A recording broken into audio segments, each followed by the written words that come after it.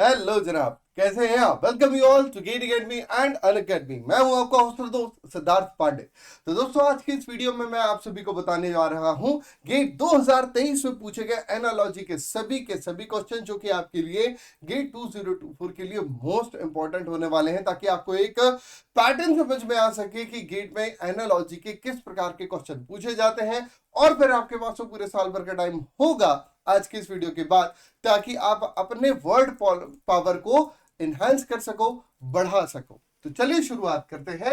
ये आपकी स्क्रीन पर सबसे पहला सवाल जो कि आपके गेट 2023 सीएस ब्रांच में पूछा गया था। तो यहां पर आपको ऑफन और फ्रीक्वेंटली ये दो शब्द दिए गए हैं, और यहां पर काइंड के साथ में क्या आएगा इस बात के बारे में आपसे पूछा गया।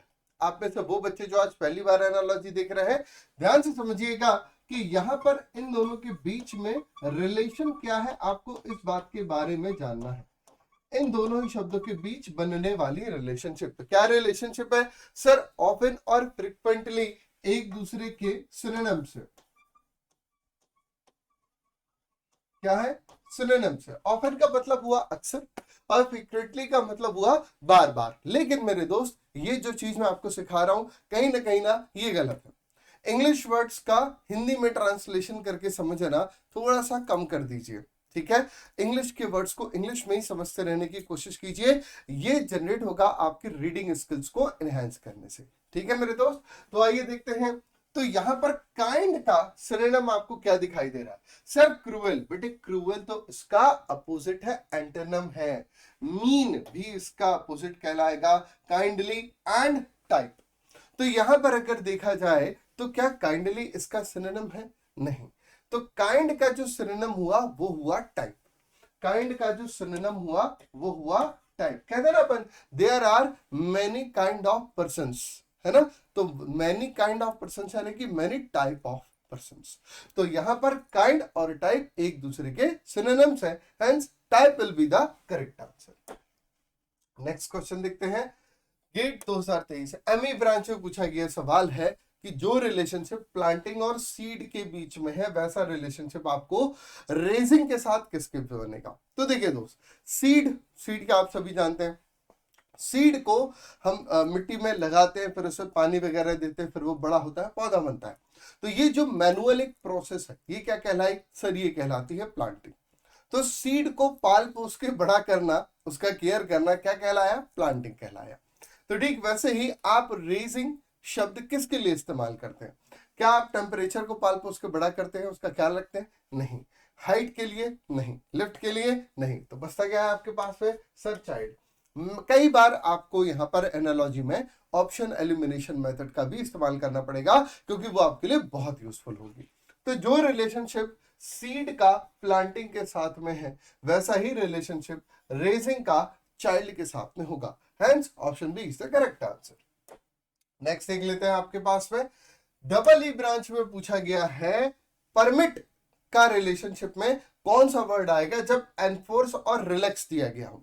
देखिए मेरे दोस्त, एनफोर्स का मतलब होता है लागू करना। जैसे कि जो हमारे आर्मी के जवान होते हैं, उन पर कोई जो कमांड होती है वो एनफोर्स की जाती है, लागू करी जाती है। कहते हैं ना अटेंशन। तो अटेंशन कमांड देने के बाद जब उसे फ्री करना हो तो कहा जाता है रिलैक्स, ठीक है? क्या कहा जाता है? रिलैक्स। तो इनफोर्स एंड रिलैक्स क्या हुए? एक दूसरे के अपोजिट हो गए। ये दोनों क्या हो गए सर? एक दूसरे के अपोजिट हो गए, है ना? एक दूसरे के अपोजिट इन मीनिंग है। तो ठीक वैसे ही परमिट के लिए अपोजिट क्या होगा सर? परमिट के लिए अपोजिट लाइसेंस तो नहीं होगा, अलाउ भी नहीं होगा, रीइंफोर्स भी नहीं होगा, क्या होगा? फॉरबिड। तो परमिट यानी कि आज्ञा दे देना, उस बात के लिए एग्री कर जाना कि ठीक है, आई परमिटेड यू। एंड फॉरबिड का मतलब मना कर देना कि नहीं, आप ऐसा नहीं कर सकते। Hence option A is the correct answer. फटाफट तरीके से हम नेक्स्ट क्वेश्चन देखते हैं, जो कि हमारे गेट 2023 ईसी ब्रांच से कहा गया है भाई साहब कोर्ट्स। तो कोर्ट्स के बाद है question mark, parliament and legislative. तो दोस्त, जो पार्लियामेंट है ना, वो एक लेजिस्लेटिव बॉडी होती है। जो पार्लियामेंट, जिसे हम हिंदी में संसद कहते हैं, वो एक लेजिस्लेटिव बॉडी होती है। In the same way court कैसी बॉडी है? तो क्या कोर्ट एक गवर्नमेंट बॉडी है? हाँ, सरकार का तो है ही, जुडिशरी, एग्जीक्यूटिव एंड लीगल। तो यहां पर जो कोर्ट है वो क्या काम करती है, वो सर न्याय दिलाने का, है ना, जस्टिस करने का, और जस्टिस से ही वर्ड बनता है क्या, जुडिशरी।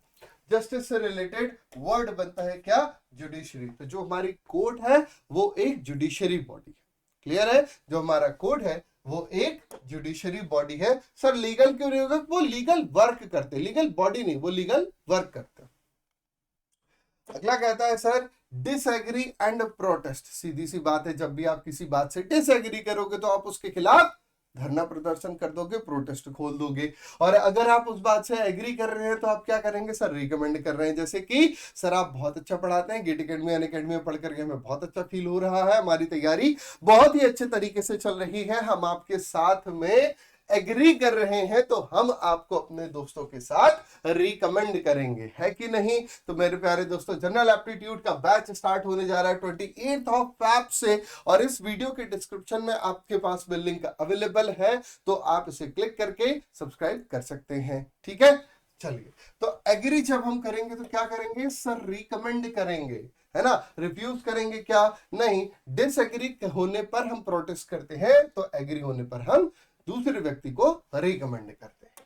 चलिए नेक्स्ट देखिए क्या कहता है। अगला कहता है सर इजेक्ट एंड इंसर्ट। तो सिविल 1 में पूछा गया हुआ है इजेक्ट एंड द इंसर्ट। तो इजेक्ट और इंसर्ट कैसे हैं सर, ये एक दूसरे के अपोजिट इन मीनिंग है। जैसे कि जब हम सिस्टम में पेन ड्राइव लगाते हैं तो इंसर्ट करते हैं, है ना, पेन ड्राइव लगा रहे मतलब इंसर्ट कर रहे हैं, निकालने से पहले वहां पर आपके पास एक और ऑप्शन होता है इजेक्ट।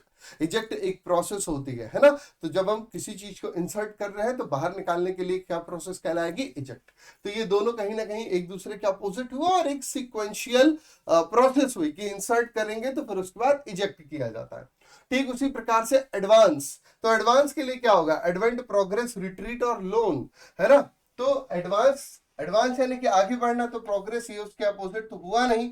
लोन यानी कि उधार लेना, तो जब आप किसी से एडवांस ले रहे हो तो उधार तो ऑलरेडी ही ले रहे हो, ठीक है। और यहां पर आता है फिर रिट्रीट, ठीक है। तो यहां पर एक मीनिंग हुआ एडवांस का आगे बढ़ना, ठीक, एडवांस आप काफी एडवांस हो नॉलेज के बेस पे, है ना। ठीक उसी प्रकार से रिट्रीट आप काफी पीछे हो जानकारी के मामले में, है ना, आप काफी एडवांस हो, आगे हो जानकारी में, और रिट्रीट हो आप पीछे हो जानकारी के मामले में। तो एडवांस के लिए अपोजिट मीनिंग में क्या आ गया सर, रिट्रीट आ गया। तो यहां पर option C is the correct answer. Next देखते हैं, अगर सिविक 2 में पूछा गया था दोबारा से काइंड, अभी काइंड अपन ने पहले भी देखा था, यहां पर काइंड फिर से दे दिया गया है, लेकिन यहां पर ऑफन के साथ क्या दिया है सर, सेल्डम। तो ऑफन यानी कि अक्सर और सेल्डम यानी कभी कभी। ऑफन यानी अक्सर, सेल्डम यानी कभी कभी। तो काइंड का अपोजिट क्या हो जाएगा सर, काइंड का अपोजिट यहां पर हो जाएगा क्रूअल। काइंड का अपोजिट यहां पर हो जाएगा क्रूअल। अभी पिछली बार अपन ने देखा था, वहां पर हमने क्या लिया था, उसका सिनोनिम लिया था टाइप, लेकिन यहां पर इसका हमको एंटोनिम लेना है यानी कि अपोजिट लेना है, तो काइंड का अपोजिट हो जाएगा क्रूअल, है कि नहीं। बिल्कुल सही बात है सर। अगला देखते हैं, केमिकल एंड पीआई ब्रांच में पूछा गया है रेफरेंस और रेगुलेशंस इंप्लीमेंट। देखिए जो भी कोई रेगुलेशंस होते हैं, रूल्स एंड रेगुलेशंस, तो उनका क्या किया जाता है, उन्हें इंप्लीमेंट किया जाता है। और जब हम किसी चीज का रेफरेंस ले रहे होते हैं तो क्या करते हैं सर, हम वहां पर ना साइट करते हैं। रेफरेंसेस को आधार माना जाता है, बेस माना जाता है ना। तो रेफरेंस को हम साइट करते हैं, साइट करने का मतलब हुआ हवाला देना, ठीक है। जैसे कि आप अपने घर का रेफरेंस दे रहे हो, क्या दोगे सर, वो फलाना पेट्रोल पंप के पीछे है, तो वो फलाना पेट्रोल पंप के पीछे मतलब साइट, साइट यानी कि हवाला देना। आपने बेस लिया पेट्रोल पंप का, हवाला देते हुए कहा कि मेरा घर उसके पीछे है। तो जब आप रेफरेंस दे रहे हो तो फिर आप क्या करते हो, साइट करते हो। तो here regulations are implemented and references are cited. समझे बात, बिल्कुल सही बात है सर। नेक्स्ट देखते हैं, तो अगली बात है आपके पास में इंफॉर्मेशन से रिलेटेड कि गेट 2024 के लिए engineering maths plus general aptitude का एक कंप्लीट पैकेज शुरू होने जा रहा है।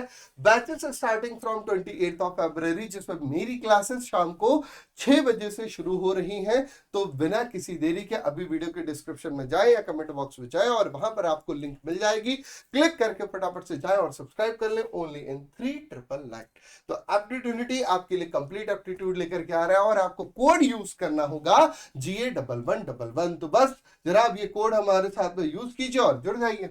साथ ही साथ गेट एकेडमी के ऑफलाइन सेंटर खुलने जा रहे हैं। Unacademy GATE offline centre is coming to Delhi, जहां पर Ankit sir, Dande sir, Aditya sir, Gurpal sir, अभी इनके थ्रू बैचेस शुरू होने जा रहा है मार्च से। For the more information you can call on this number और you can also scan the QR code, ठीक है। साथ ही साथ there are some discounts, 50%, again 50%, 33% and 20% existing plus again iconic learner from other institute, early bird and discount on merit। तो सारी की सारी चीजें अवेलेबल है आपके पास में, तो फिर देर किस बात की, बेस्ट प्लेटफॉर्म अनअकैडमी के साथ जुड़ जाइए। तो फिर मुलाकात करते हैं। थैंक यू वेरी मच, जय हिंद।